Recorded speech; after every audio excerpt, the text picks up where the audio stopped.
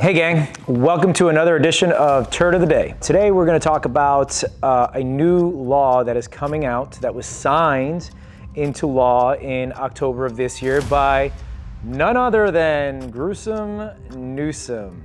Gotta love or not love that clown. Anyhow, but we have California's AB1078.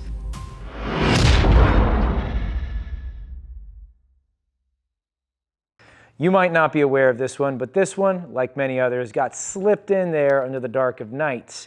While everybody was looking one way in regards to the unfortunate Charlie Kirk incident, this one got slipped right in there. Now, AB 1078 actually is all over the map. It talks about new rules and regulations primarily regarding CCW, but also about purchasing firearms. So let's get into it. And I will preface that I'm going to reference some notes here because this bill is long and, dare I say, distinguished. That I want to make sure that I give you all the information most accurately. First and foremost, it affects the purchasing limits on a firearm. So now, if you recall, up until recently, you could only purchase one gun every 30 days, the one gun a month rule. Well, that got struck down by the courts and said, you know what, that's unconstitutional. So the people in California have been enjoying, for the most recent time, have been enjoying being able to buy as many firearms as they want in any given period. They just have to do the 10-day wait. Okay, fine. I mean, not fine, but okay, fine. But now, in this particular law, they're saying, you know what? All right, one gun a month wasn't constitutional. Let's try 3 guns a month. So now, the limit, and this starts in April of 2026, where you can buy no more than 3 firearms in a 30-day period.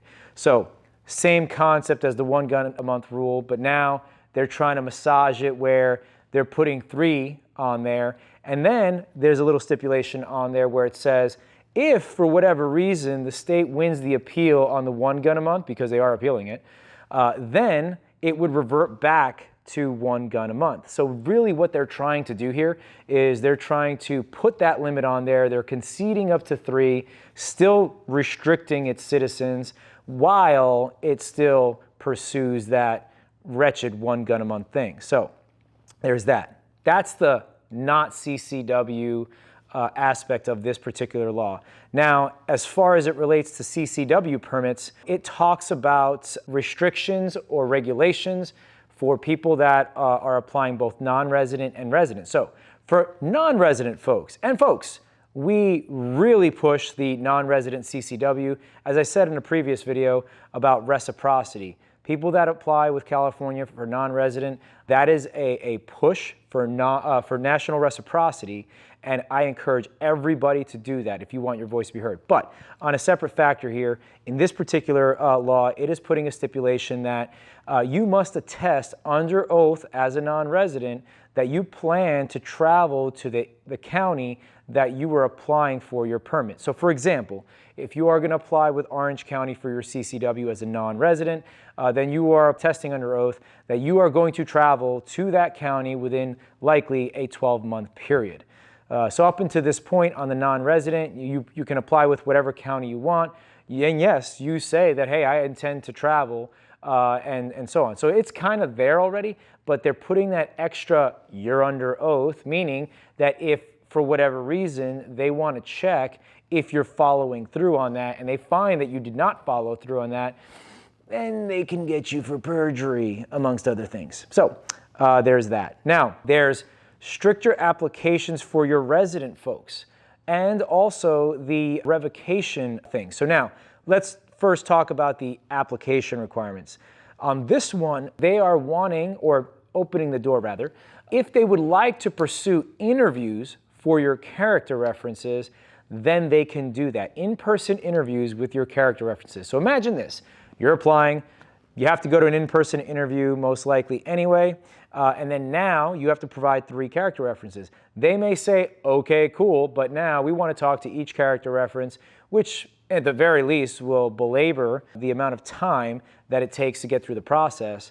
But now with interviewing each character reference, if for whatever reason you live in a county that really doesn't want to issue CCWs, Contra Costa County, then they might say, well, I didn't like what your character reference said.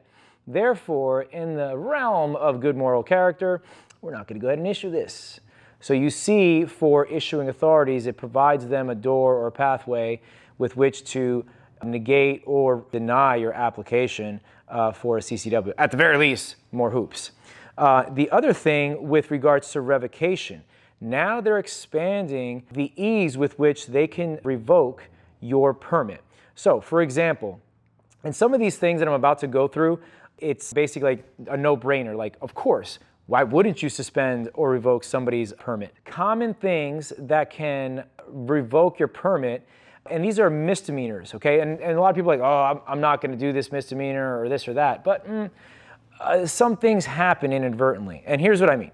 If, for whatever reason, you are deemed threatening a public official, okay, or cop or public official, that's a reason to revoke your permit. Various assaults and batteries, sexual assaults and batteries, that's one of those ones that, all right, yeah, listen, if you're going to assault or have assault, battery, or this or that, or sexual assault, yeah, then you shouldn't have your permit. Okay, fine. Domestic violence, okay, fine.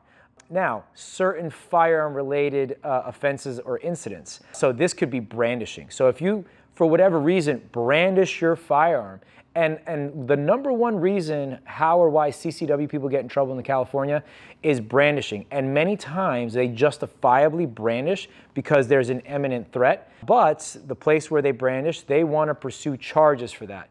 So let's just say, in many cases, people plead down to a brandishing charge as opposed to reckless use of a firearm or something like that. Well, now that brandishing charge is going to go ahead and revoke your permit. So there is that. So that's one of those not so fun ones. Unlawful possession in restricted areas. Let's just say you inadvertently step out of your house and carrying your firearm, because apparently you can only carry in your bathroom in California, and you are caught carrying. Now, if you're carrying in that particular place, apart from the trouble that you'd get for carrying in that place, then that is a reason to revoke your permit. Another one, and this is a little weird. So, negligent discharges. And folks, I've been doing this for quite some time, and I have interacted with clients in the past that at some point they have a mistake, they're at home cleaning their gun or something like that, and they have a negligent discharge. Nobody got hurt, nobody was home. And yes, I'm not saying negligent discharges are like, hey, they're not that serious. Yeah, negligent discharges are dumb all day, and they're serious in that one is not being safe. However, if one has a mistake, right then and there, that is a revocation of the CCW permit. So, as you can see, they're expanding the means in which they can revoke your permit there. Now, a few other ones. Stalking. Okay. Yeah, if you are convicted of stalking, then yeah, you don't get your permit. Misdemeanor and in animal abuse convictions. That's one of those no-brainer ones too. Listen, if you abuse an animal, not only should you have your CCW permits revoked, but there's a special place in hell for you too. So I'm cool with that one. But still, they're just listing out some of these misdemeanors. Another one is if you are found in contempt of court. Now, folks, you miss a court date. Sometimes you can be found in contempt of court. You are objecting in the matter of court. Say you're fighting a traffic ticket and you object to something one says or what the judge is saying, to the point where the judge says, hey, I hold you in contempt of court. Boom. That's a revocation of your CCW permit. So as you can see, they are just opening the door, opening the opportunities in which we can, or they can rather, revoke your permit. Another thing here is if you fail to report certain types of contact with law enforcement, then that is an avenue in which they can revoke your permit. Now, LA, they have a 5-day rule that if you have any official contact, you must disclose about that contact, and so on and so forth. Many times over the years, people have contact and they forget, right? Oh, it's been 30 days, it's been 6 months, or whatever. Or they forget and they're in the process of renewing. And the issuing authority is like, hey, you didn't report this. You know what? Honest mistake. And that happens. Well, guess what? That's cause to revoke your permit or not issue it for renewal. Now, not related to offenses or misdemeanors, another thing that they can use is if, For example, you have incomplete information or inaccurate information in your application, that is grounds for denying or revoking your permit. And what I mean is this. Let's be real, folks. The My CCW app, the Permitium app, the CCW Pro app, for some, it's like a labyrinth of a application process, and it is ridiculous to navigate. As is with any government type run thing, they take something really simple and make it something that's really hard. So it is not out of the realm of common where people can provide inaccurate information, miss something, whatever. If that's the case, then they can use that to either deny or revoke your permit. Now, I saved this one for this point because another thing that was written in there for new applicants and even renewals is they can go and take a look at your social media or any publicly available information. So take, for example, let's just say you're an outspoken advocate politically, publicly, or whatever, okay? And they don't like what you say, your comments on other people's posts, the comments or the captions on your own posts or whatever, that is grounds for them to deny or revoke your permit. So that one is a catch-all. So basically, using your Second Amendment right, they are now attacking your First Amendment right, okay? So this bill, 1078, and by the way, I haven't even gone through all of it. This bill is indeed a turd of a bill. Now, I want to shift to places where you can and cannot carry because they did sneak this one in there. Now, it clarifies carrying in public transit facilities. Think bus stations, rail stations, and things like that. You are not allowed under this new law to carry a firearm in a public transit facility unless the firearm is unloaded and encased and locked, i.e., non-CCW mode. If you revert it back to non-CCW mode, then you can have it, but you cannot carry lock, loaded, ready to go in public transit facilities. So, folks, you take public transit to and from work, right? You take the bus, you take the light rail, you take whatever, okay? Guess what? You're not carrying there anymore, at least not legally. That's another aspect that they just snuck in there and just said, hey, here's more crap for you to eat. That's really the nuts and bolts of 1078. Let's go over some of the dates that things go into play. New regulations mostly take effect on January 1st of 2026. Things like the firearm purchase limit, that's April 1st of 2026. The renewal process where, oh, by the way, this is from SB2, but they decided to just reiterate it in 1078, is all renewal applications will have to go through a new live scan every time they renew, which means more money. But that'll take place on September 1st of 2026. Everything else is effective January 1st. So, folks, I am sorry to be the bearer of bad news. This is absolutely bad. At this point, all we can expect is that this gets challenged, this gets stricken from the record, if you will. But it is just terrible. Now, before we adjourn on this particular matter, we want to talk about the delay or not delay in the renewals and the process time. So depending on which agency you apply with, we were seeing various application times. So because the federal government is suing LA County on their process, we went from, and I kid you not, I had a student in my class that waited over 4 years for his application to get processed. Well, that was before the lawsuit. Now we're seeing it down to in under a year on some of these processes. So LA County on new applicants, you'll get it in a year likely. On renewal, because they're putting all their efforts to new, there are some delays in the renewal process, which means is that some folks are having a gap from the time it expires to the time that their new permit comes in.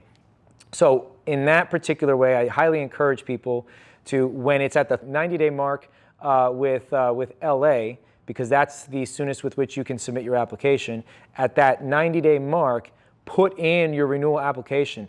Don't miss that window, because if you wait till 30 days prior, 2 weeks prior, you can pretty much guarantee that you're going to have a gap or lapse in between the two expiration and then the new permit.